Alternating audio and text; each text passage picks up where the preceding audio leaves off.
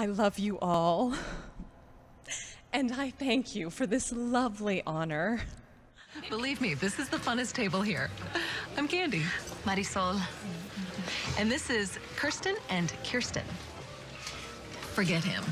Once they're talking business, you're on your own. Sweetheart, the coroner finally released her poor body. Her death would have been one wound too many that day. And I think I would have let go of this life. She's here, isn't she?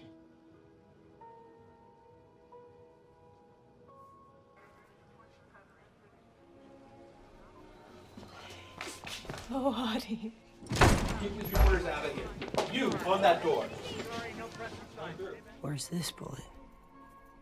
That's the one they're trying to dig out of him now. Sage! Coming!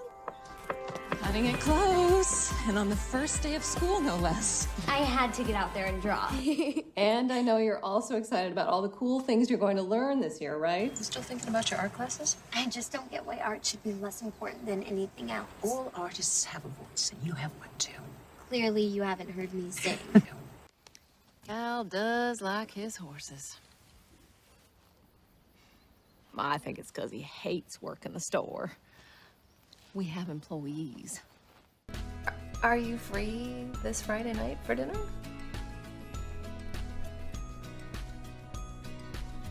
I was thinking steak.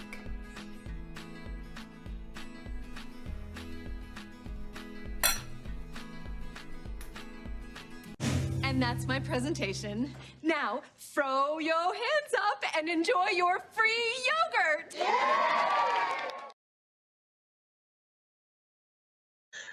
Thank you for coming to StarNet Studios. I am Andre Tucker. I have Miss Laurel Harris with me. She's been involved in many different projects in her career. She has been an actress on TV shows like Devious Maids and Just Roll With It. And she's also been in films like Odd Thomas, and she's done plenty of her own projects as well. So, hi, Laurel, how are you?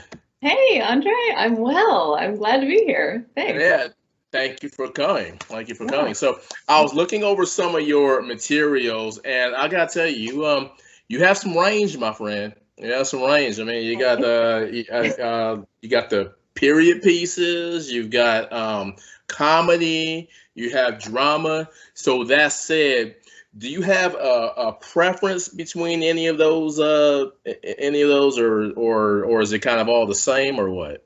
Yes, all of the above. How about that? That's a really bad answer, but it's honest. Well, first of all, thank you for saying that, because it really means a lot to hear you say that. Meryl Streep has always been my go-to goddess, as far as like I bow down to her for her acting skills, and I've always thought of her as a chameleon. She's a complete chameleon. And so that was always what I had in my vision as an actor, and I've had her on my vision board. And so I really appreciate that. That means a lot. But to answer your question, yeah, I love period pieces, and I would love to do more of them. I was a big Helena Bonham Carter fan too, still am. And so she said something once about really getting tired of being in corsets in every film. And I thought, oh, I'd love to have that problem. But there's also, I had a lot of fun with Just Roll With It. And there's so much great comedy out there. There's so many amazing shows that are on the air right now with really great range in comedy and great range in drama. So yeah, love it all. Now, let me ask you, with the period pieces, does that, I know you're on a set and you're surrounded by modern day technology, cameras and things like that, but is there any part of you, like when you go on a character, do you really feel like you're kind of actually, going back in time a little bit, or being transported or anything like that? Or Yeah, that's a great question. I did find myself kind of hiding out in my trailer at times just to kind of stay in that mindset, or find spaces on set where I would go off and hang out by a tree and just look at something that looked like it wasn't in modern day, like hanging out around some of the set pieces, or like I said, hanging out by a tree, because trees, of course, are timeless, and just really keeping myself in that space. because it's really easy to suddenly hear somebody call something across set and you turn and there's a bunch of technology there, and it at any second we could be pulled out. But yeah, that's the life of an actor, right? And Yeah. we have to be able to come in and out of that space and actually find what's really most important, which is, of course, the character work. So it's a great challenge. It's really fun. And that to me is so fun, to be able to think, I have no idea what it was like to live back then, whatever period is. And so my imagination can run wild. It's even more freeing and more scary at the same time, because obviously in modern day, we know pretty much how things go. But back then I would think, I don't know what it would be like to have to make bread every day, to eat. And so for an example, yeah, it's really fun to be able to be that much more creative. Yeah, and I know you have a lot of education leading into your acting, and I know actors are always constantly training. I mean, you've studied at colleges in Colorado, Washington State, and California. So, what order did that go in? How did that kind of start for you as far as your education, and how has that kind of helped you for what you're doing today? Yeah, well, to any actor starting out, I started, like you said, in high school actually, and then just got the bug, got bitten by it, and kept going, and decided to be a theater major in college and musical theater major. So I started in Colorado, where I'm from. I'm a Colorado native. And then I went to school in Washington State. I'll take that back. I went to San Diego first and went to performing arts school there, which was a lot like Fame, where we were doing singing, dancing, musical instruments, learning every single day. And then I went to Washington State, long story short, and studied more theater. And then when I finished college, I took the roundabout tour. That's what I'm trying to say, Andre. I was on the long-term plan. I ended up going back to Colorado and finishing there. And then I decided to go out again west and go back to Hollywood and really do some more work there. So, of course, there's a gazillion acting schools out there. And I just kept dipping my toe into different ones and getting different styles. And we never stop learning. So it's a constant process. I'm still looking at other schools that I want to try, or techniques that I want to try.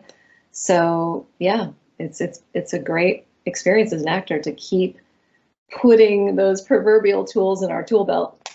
That's how I look at it. Now, with the live theater, do you have any kind of favorite shows or performances, whether it's been something that you've done yourself or something that you've observed elsewhere? Is there anything that kind of jumps out for you? Is there anything that holds a special place in your heart from your own background, either way? The first thing that came to mind is actually improv. I haven't done as much of it lately, and I really miss it, of course, because COVID, everything shut down, and then I honestly haven't gotten back into it yet, and I really miss that, because that to me is the essence of live theater. I mean, even if we've got a script in hand, it's still improv. We're still improvising every night.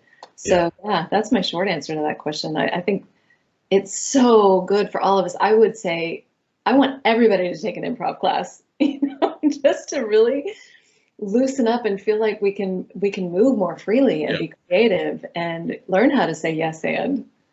It's so vital as humans, let alone as actors.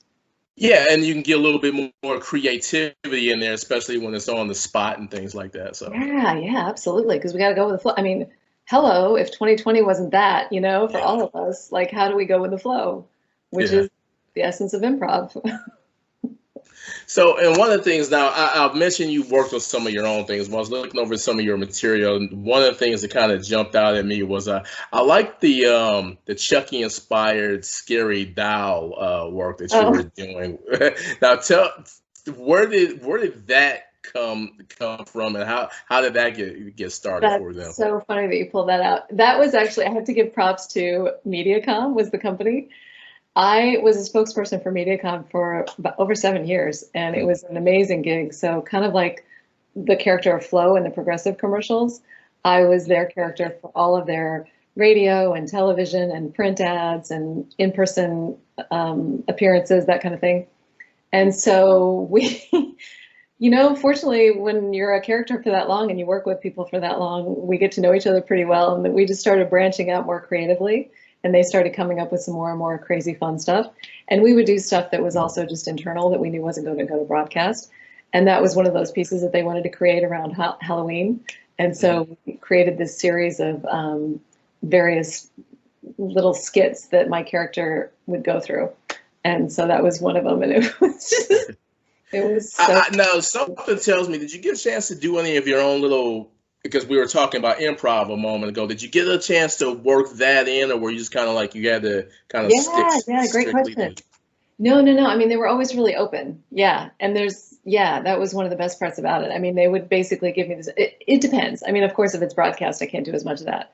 But if it was something for non-broadcast, then it'd be like, yeah, what do you think of this? Or I think this would be a little funnier if we just kind of tweak this a little bit, And I learned really quickly, it depends on what time of the day for me. Like we did a shoot once where it was, I'm not a strong morning person, and we did a really early morning shoot, and they were like, just give it all the improv you want. And man, it was a struggle. I did not have enough caffeine that morning or something. So I just outed myself completely, but that's one answer.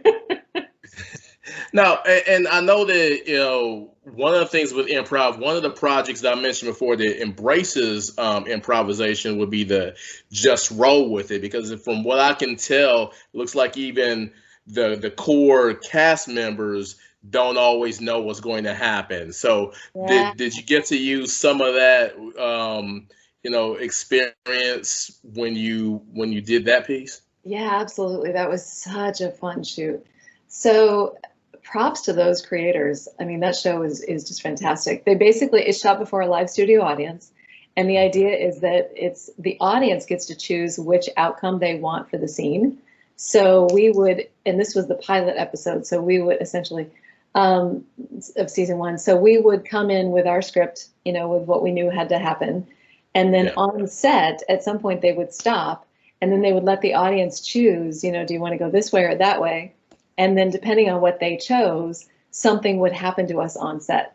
So, for example, if you watch the full episode, we're standing, on the set with all of us there, and the audience chose that this burst of quote unquote yogurt would fly out of this machine, because I was bringing in this yogurt machine for my child for school. And so they had this goo that shot out of this yogurt machine that none of us were expecting. And so talk about, shock and improv, literally, because they wouldn't tell us anything, because they wanted it to be really real and our reactions to be honest. And they were, we were slipping and sliding all over the stage. It was crazy. It was a lot of fun.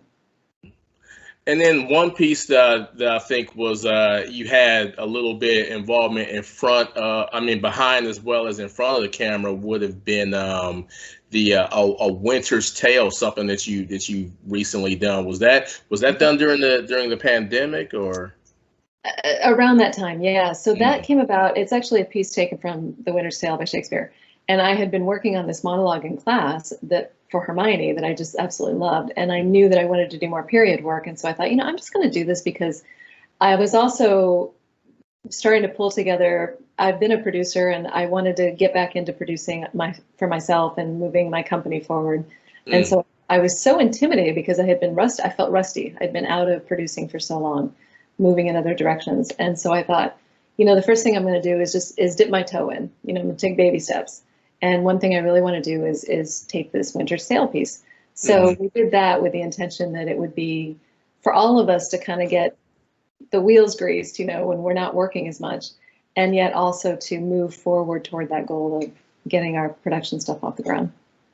Okay. And it looks like the next thing that you have going on is going to be the at the end of the Santa Fe Trail. Is that coming up for you? At the end of the Santa Fe Trail, yeah, that one's been put on hold. We did shoot everything. Another piece that's based on a true story of a nun who went through New Mexico, and we shot that. It was a lot of fun. That one was supposed to get picked up, didn't, and now they're looking at another distributor, so it still works. So that one's, hopefully in the near future, and then we'll see what happens now that everything's back up and running. Excellent. Well, we'll be on the lookout for that. And also, we'll be on the lookout for your website where we can find out more about what you have going on. You want to tell everyone what that website would be? Absolutely. Thank you. So For the production work, people can go to Laurel Leaf Productions. That's leaf as in a leaf on a tree. LaurelLeafProductions.com. And then my personal website is laurelharris.com. And we hope to really get moving into pre-production again this fall with our first project in Laurel Leaf. So I'm excited about that.